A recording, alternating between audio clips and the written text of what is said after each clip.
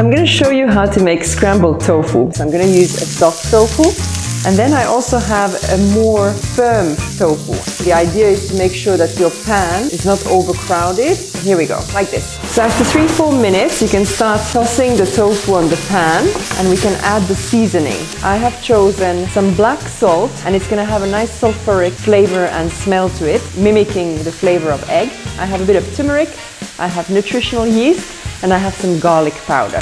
And you can see the softer tofu becoming really quite granular, and the medium tofu stays a little bit chunkier. So this is a nice texture. Now to finish your breakfast scrambled tofu, I have a little bit of red pepper, leek and fresh parsley. So now, depending on your vegetables, you need a couple of extra minutes to cook them. But really, that's it. You're gonna love this next tip about tofu, so click here.